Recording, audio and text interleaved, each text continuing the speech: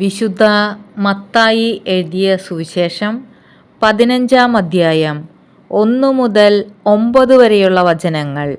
പാരമ്പര്യത്തെക്കുറിച്ച് തർക്കം. അനന്തരം ജെറുസലേമിൽ നിന്ന് ഫരിസയരും നിയമജ്ഞരും യേശുവിൻ്റെ അടുത്തു വന്നു പറഞ്ഞു, നിന്റെ ശിഷ്യന്മാർ പൂർവികരുടെ പാരമ്പര്യം ലംഘിക്കുന്നത് എന്തുകൊണ്ട്? ഭക്ഷണം കഴിക്കുന്നതിന് മുമ്പ് അവർ കൈ കഴുകുന്നില്ലല്ലോ. അവൻ മറുപടി പറഞ്ഞു, നിങ്ങളുടെ പാരമ്പര്യത്തിൻ്റെ പേരിൽ നിങ്ങൾ ദൈവത്തിൻ്റെ പ്രമാണം ലംഘിക്കുന്നത് എന്തുകൊണ്ട്?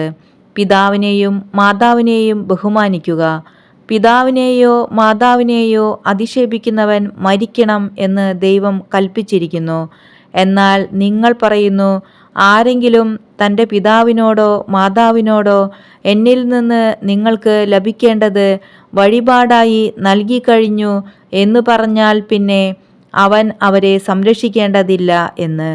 ഇങ്ങനെ നിങ്ങളുടെ പാരമ്പര്യത്തിനു വേണ്ടി ദൈവവചനത്തെ നിങ്ങൾ വ്യർത്ഥമാക്കിയിരിക്കുന്നു. കപടനാട്യക്കാരെ, ഏശയ്യാ നിങ്ങളെപ്പറ്റി ശരിയായി തന്നെ പ്രവചിച്ചു. ഈ ജനം അധരം കൊണ്ട് എന്നെ ബഹുമാനിക്കുന്നു, എന്നാൽ അവരുടെ ഹൃദയം എന്നിൽ നിന്ന് വളരെ അകലെയാണ്.